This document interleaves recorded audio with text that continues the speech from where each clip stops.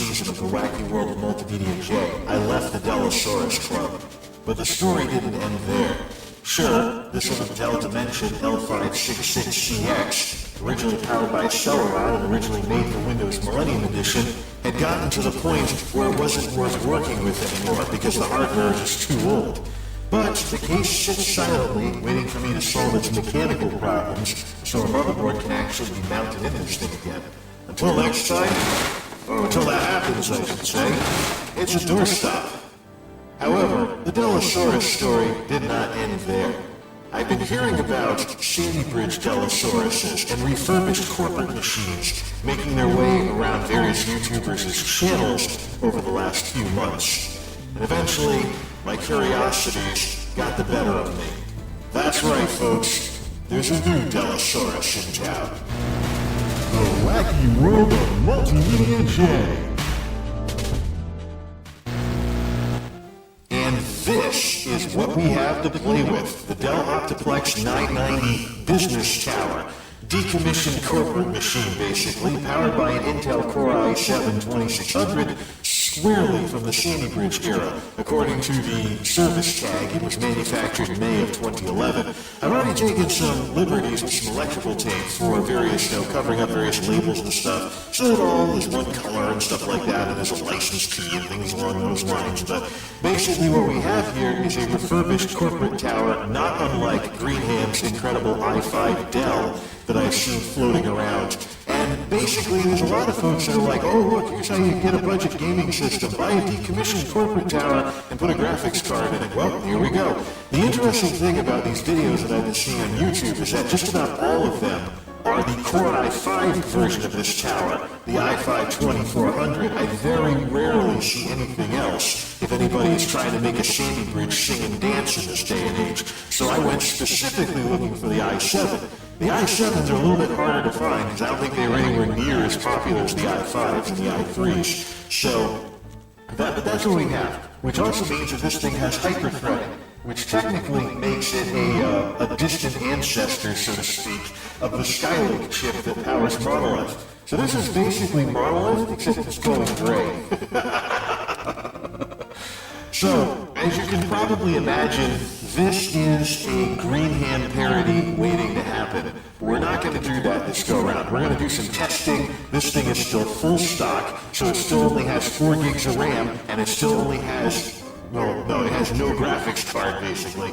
This is basically the way it came from the refurbisher, which this go-around is, of course, Think Green PC. I've been keeping an eye on the stuff they sell. They tend to, they're based out of Kentucky. They work with Newegg, and I picked this up through the Newegg marketplace, through Newegg Business. Oddly enough, this SKU was nowhere to be found on regular Newegg. I saw it a couple of weeks ago, but now it's Newegg Business only. So I had to basically put myself in like I was running a proprietorship or something like that. Company name NA, put myself in as a systems integrator for a small company with 1 to 4 employees, etc., etc. Just the extra fields required for me to sign up for a Newegg Business account, because Newegg accounts don't automatically carry over to Newegg Business, and this was a Newegg Business only SKU. Fortunately, I was able to buy just one of them and not have to order a whole pallet or something like that. There usually are some catches with some of these business outlets, but I was able to pick this one up, and price-wise, it was sub 300. So it wasn't as low as eBay, but at least I wasn't taking the chances that I would take if I went the eBay route as well. Plus, I've been watching those eBay auctions for like $100, $150 for one of these things get bid up to around the 300 mark or so. So I'm already a little ahead. I think once I add some graphics, like a 1050 Ti to this thing or something like that, yeah, I'm going to say 1050 Ti, because NVIDIA says it. Anyways, monkey see, monkey do, but I like to get official like that. But yeah, once I add one of those no additional power graphics cards in here, we can see what this thing can do. And also, I can always mod in the power supply from one of my other systems to basically allow for some additional power and stuff like that. Let's take a look at the inside. So here's what we have to play with here. Now, when you're dealing with big brand systems, you may run into some gotchas with proprietary stuff and things like that. I, for one, do not plan on ever upgrading the case of this thing because, well, it's a Dellasaurus. If it doesn't say Dell, I mean... but the good news is that because this is the tower version, it's probably the most standardized out of all the form factors that Dell sold in those days. stock cooler. Of course, this is probably not overclockable. It's old school business CPU, things like that. The 4 gigs of RAM is across 4 sticks, so 4 1-gig sticks. Depending on what's compatible, this is either going to end up with the 16 gigs from Tuxedo or the 8 gigs originally from Tuxedo. That's actually the question I want to answer through this testing before I go getting really cinematic with this system, is where does this stand in terms of could this be my new secondary system, or does Tuxedo retain the crown with its overclocking and its brand new motherboard? We shall see. The power supply, strangely enough, is 80 plus gold certified. So if I can get a graphics card in here that can handle this processor properly and doesn't require additional power, I would actually like to run this thing into the ground before bringing in any aftermarket stuff. Fortunately, my 2005 system has my old no additional power Radeon card from a few years ago that I could probably put in here to get some entry-level graphics performance. But the real graphics card for this thing, should it become my new secondary system, 1050 Ti, not even up for discussion. That is the card for this thing. It does have, interestingly, 2 PCI Expresses in here, but I don't really want to do dual graphics cards or anything. There is no PCI slot, and there's a PCI Express 1.0, but unfortunately, the graphics card is going to cover up the 1.0, and it's going to be, this will be too close to the cooler, so I have no interest whatsoever in ever having anything in any of the expansion slots. So yeah, this is a distant ancestor of Monolith. It's just going gray. No, that's the original color. It was originally made for Windows 7, though. We do have a proprietary slide cage thingy with plastic, nonetheless, over here for the hard drive, which I believe is a 250 gig Seagate Barracuda 7200 run to 250 gig. I actually have no one of these things, except this one came out of an Is that HP? No, that's an HP. It's an HP. Okay. Well, where's the date code? Oh, look, 11451. This is probably the original hard drive that came with it, for all I know. For some reason, this thing takes upside down drives. Yippee skippy. But the good news is the wiring is all set for a second drive or something like that. For now, though, we're going to run this thing full stock with no graphics card, 4 gigs of RAM, and this terrible mechanical drive, just to see how exactly this thing was running before it left the office. If it's anything at all like the machines, like the Sandy Bridge Dells that we still use at the 9 to 5, I imagine whoever had this probably was like, my computer is slow. But it was slow, quote unquote, because it was running off of the original mechanical drive and that thing was just getting worn out. So, DVD multi-burner, $20 drive anyways, nothing exciting. But there's a couple of these going around the refurb circuit that don't actually come with drives. Because the refurbisher yanked the drives to put them in one of their more expensive refurbs they're trying to make more markup off of. I also have taken the liberties already of converting this thing to felt pads on the bottom so it can join the fuzzy bottom computer club. We have our microphone thing. This is a business computer, so it's going to have really basic stuff on it. Got the little button up there, but no USB 3 support. This just shows one of the classic problems. This right here just shows one of the classic, all these ports, but they're all 2s. Plug a lot of 2s and plug a lot of phone sticks into them or hubs or something, but they're all 2s, no 3s, which makes no sense because this machine is circa 2011. Tuxedo was a ruin, and it's also a scratch indent. Look at that. At least it was nice and polished up. Got a couple of scratches, so maybe it was scratch indent stock, which is why it was under 300. Maybe there's some in better condition that are in the mid to high 3s like I've been seeing elsewhere. But yeah, so here's the thing. Tuxedo is a 2010 machine. The processor was made to handle 2010's Core i7, which was the original generation. Yes.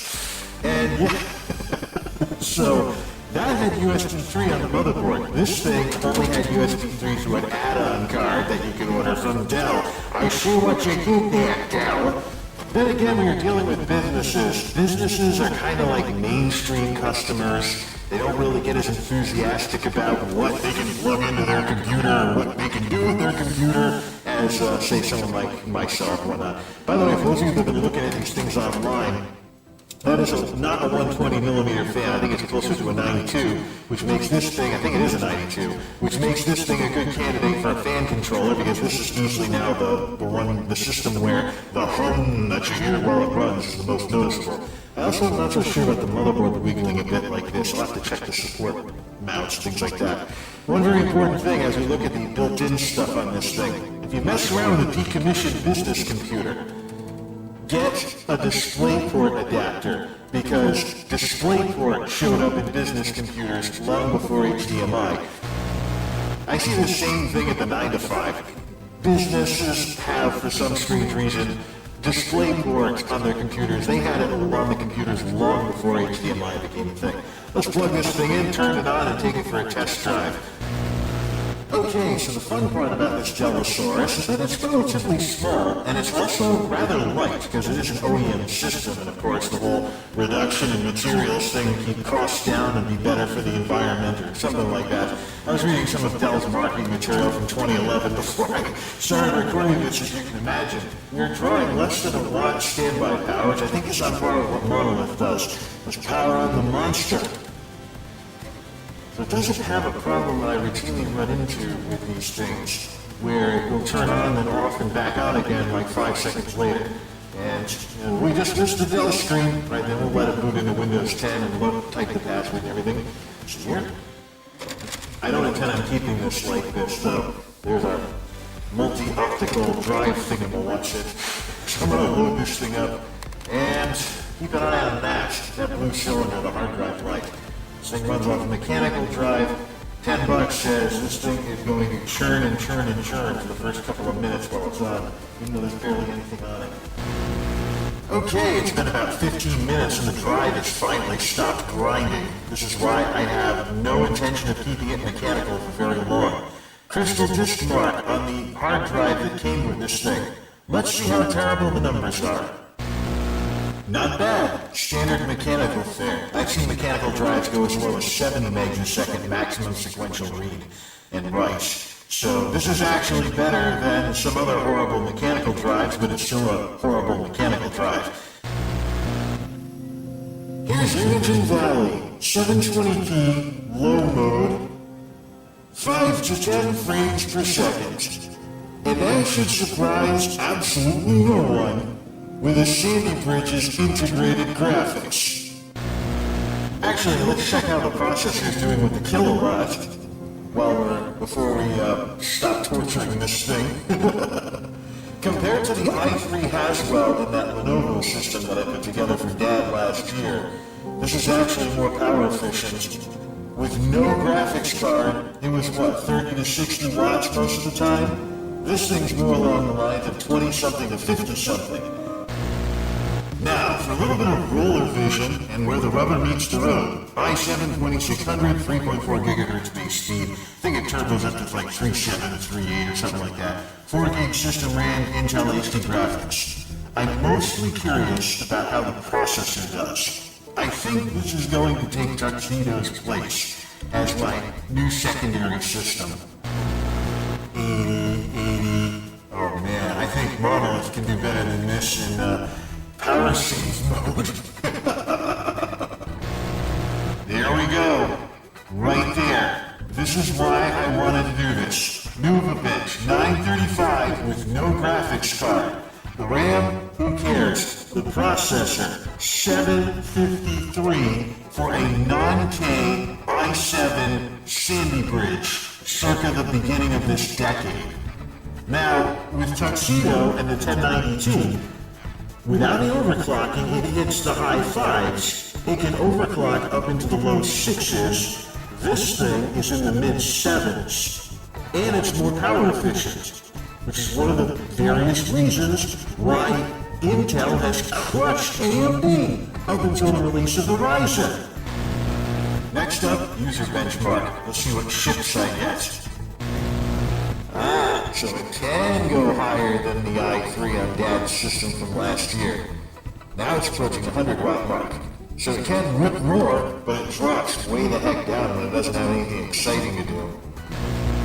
Tree trunk, yacht, surfboard.